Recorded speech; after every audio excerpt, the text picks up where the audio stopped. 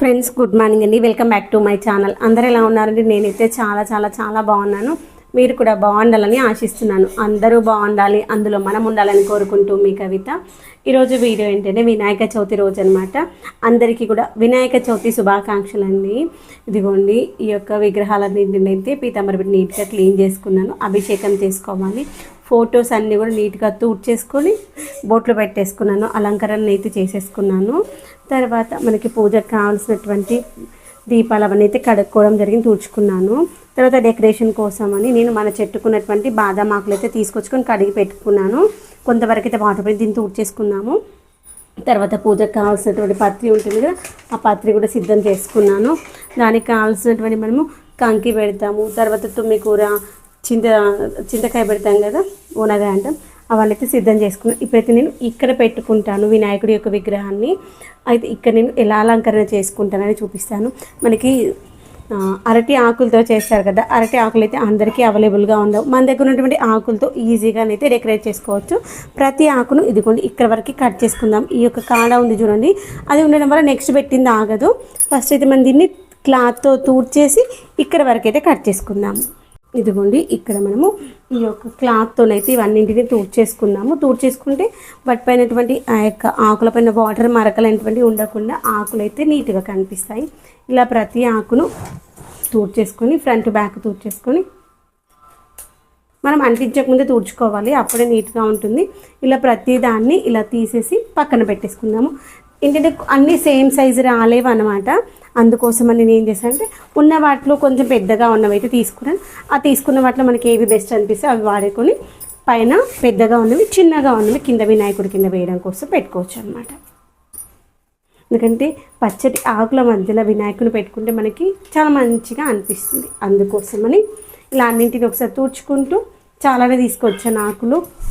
వాన పడతా ఉంది కదా, అసలు మీ దగ్గర కూడా వర్షం పడుతుందా వినాయక చవితి రోజు? కామెంట్ సెక్షన్ చెప్పడం మర్చిపోవద్దు. మన దగ్గర అయితే పొద్దున నుండి వాననే ఉంది. మార్నింగ్ 5 o'clock లేసి నుండి వానలానే ఉంది. ఇలా అన్నింటిని అయితే కట్ చేసుకొని పెట్టుకున్నాక మళ్ళీ కలుస్తాం. చేస్తుంది ఫస్ట్ మన కింద అంటుకున్నాయి అనుకుని తర్వాత స్లోగా వస్తుంది. దీనికి కూడా డబల్ టేప్ పెడదాము. ముందు రోజు చేద్దామా అనిపిస్తుంది, కానీ ముందు రోజు చేస్తే ఆకులు ఈ యొక్క ఫ్రెష్నెస్ అయితే అస్సలు ఉండదు. ఆకులు ఫ్రెష్గా ఉంటే మనకి మంచిగా అనిపిస్తుంది. ఇంకెప్పుడు అనుకుంటా ముందు రోజు చేద్దామా అని, కానీ ముందు రోజు చేస్తే ఈ యొక్క లుక్ రాదు, ఆకులు అంతా వడిలిపోతాయి.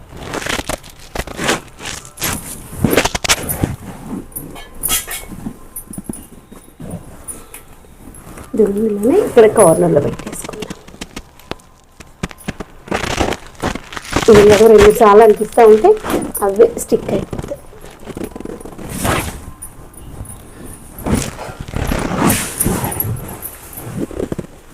మనం పెట్టుకునేవి కొంచెం పెద్దగా పెట్టుకుందాం అనుకోండి, తక్కువ పెట్టుకున్నా కానీ దాని యొక్క స్పేస్ అయితే ఆక్యుపై అవుతుంది.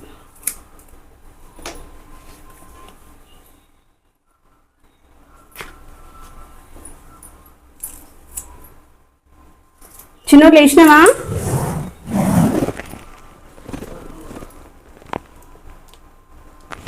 వీటికి అంటించేసి దీనిపైకి ప్లాస్టర్ తీసేసేయండి. ప్రసాదం చేయాలి. పులిహోర కోసం అయితే రైస్ చేసే పులిహోర దద్దోజనాలకి భక్షాలకి పూర్ణం రెడీ ఉంది. పిండి రెడీ చేసుకున్నాను. చూడండి మంచిగా వస్తుంది. కొంచెం ఓపిక అంతే. ఇట్లా 2-3 సార్లు ప్రెస్ చేస్తే వస్తుంది. ఒక్కోసారి అంటే లాస్ట్లో ఉన్నటువంటి ఈ యొక్క డబల్ టేప్ ఉంటుంది కదా, అది స్టిక్ అవ్వదు. అందుకే కొంచెం తీసేసి పాడేసి తర్వాత తీసుకుని అప్పుడు అంటుకుంటాను మంచిగా.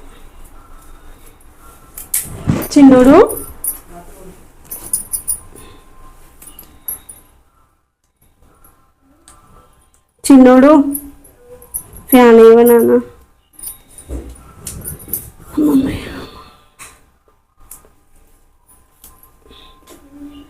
స్నానం చేసేసి వచ్చేసి ఓకేనా. నార్మల్ డ్రెస్ వేసుకో, పూజ చేసే టైంకి కుర్తా వేసుకుంటూ ఓకేనా.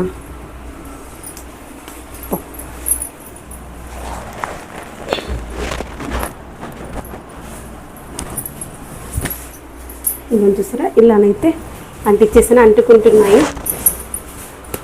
అంటుకుంటున్నాయి అనుకుని నేను అంటుకోవట్లే అంటున్నారు.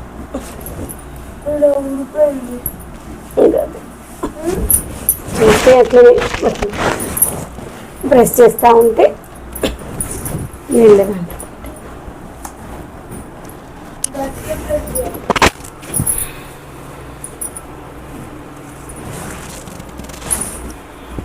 ఇదే విధంగా నెక్స్ట్ స్టెప్ పెట్టేసుకున్నాము. ఫైనల్ తీస్తే ఇలా పెట్టేశాను. ఇవి ఊడిపోతున్నాయి. ఇవి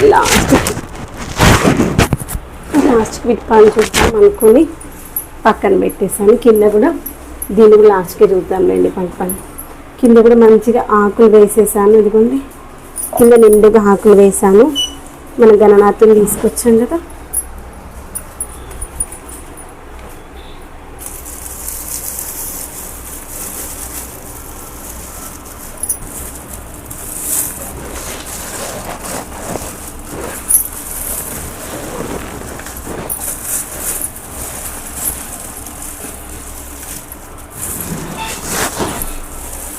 జై బోలో గణేష్ మహారాజ్ की జై.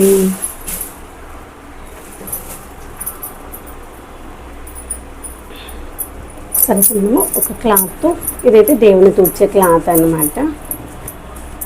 ఇట్లా క్లాత్తో ఒకసారి దీనిపైన డస్ట్ ఇట్లా ఉంటుంది కదా,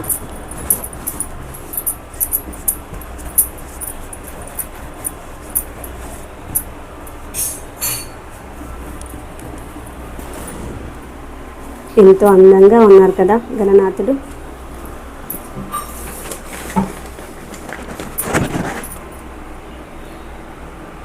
చూడండి, ఈ యొక్క గణనాథుని నీట్గా తూర్చేసుకొని బొట్టు పెట్టేసుకొని తన పీఠం పైన తను పెట్టేసుకుందాం.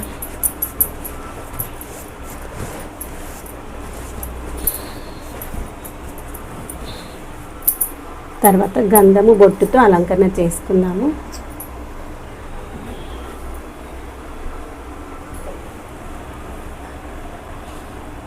జై బోలో గణేష్ మహారాజ్ की జై.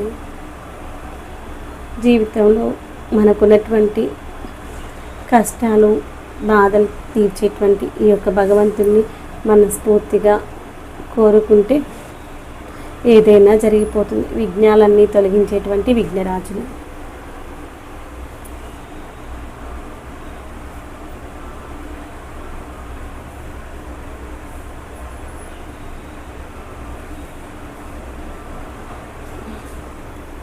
ఓకే, గణపతి పప్ప అనేది రెడీ అయిపోయింది.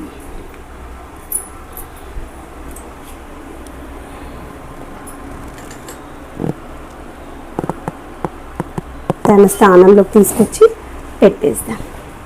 జై బోలో గణేష్ మహారాజ్ की జై. జై బోలో గణేష్ మహారాజ్ की జై.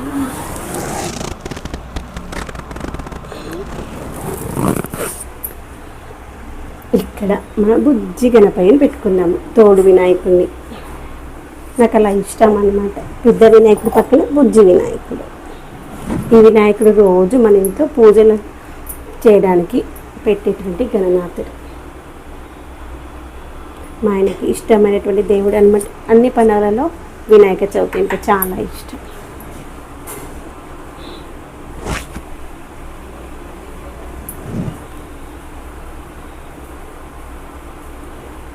ఇదిగోండి పెద్ద వినాయకుడు పక్కన బుజ్జి వినాయకుడు.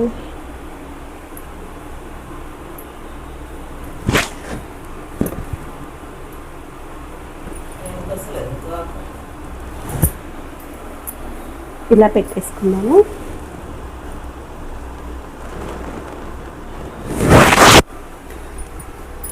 కింద బేస్ కరెక్ట్గా ఉందా లేదా చెక్ చేసుకోవాలి. ఆకు కరెక్ట్ బేస్ లేదు. చూడండి ఎంత బాగుంది కదా.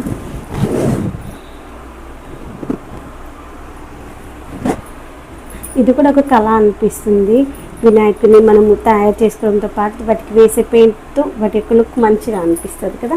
నెక్స్ట్ అయితే ఇంకా ప్రసాదం దగ్గరికి వెళ్ళిపోదాము. ఈ యొక్క ఆకులు ఫైనల్గా పెడతాను. ఇప్పుడు పెడితే ఊడిపోయేలాగా పూజ జరిగే టైంకి పెట్టుకుందాం. ఆ లోపల ఇలా పక్కన పెట్టేసుకుందాం. సరే ఇక్కడ రావాలి. ప్లీజ్ అమ్మ అంటుకోవచ్చు కదా ఈరోజు ఒక్క రోజుకి. ఏదైనా బతిమలాడుకుంటే అవుతుంది. చూడండి మన గణేష్కి వెనకాల వరకు వచ్చేస్తుంది.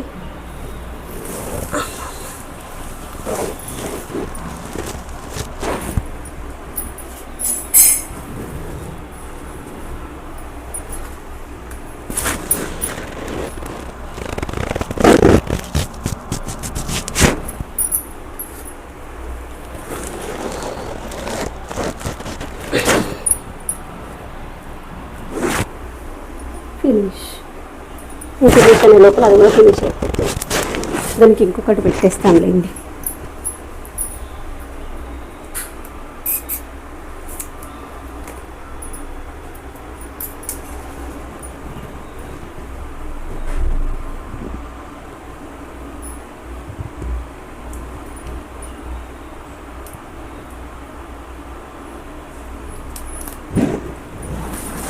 ప్లీజ్ అంటుకో.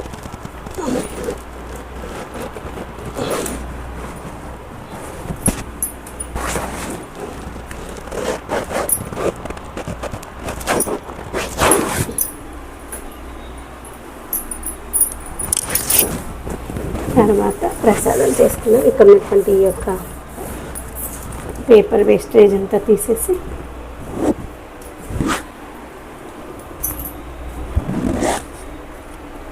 ఇక్కడ పక్కన పెట్టుకుంటాను. మళ్ళీ కావాలంటే వాడుకోవచ్చు. మళ్ళీ దానికోసం వెళ్ళాలంటే కష్టం.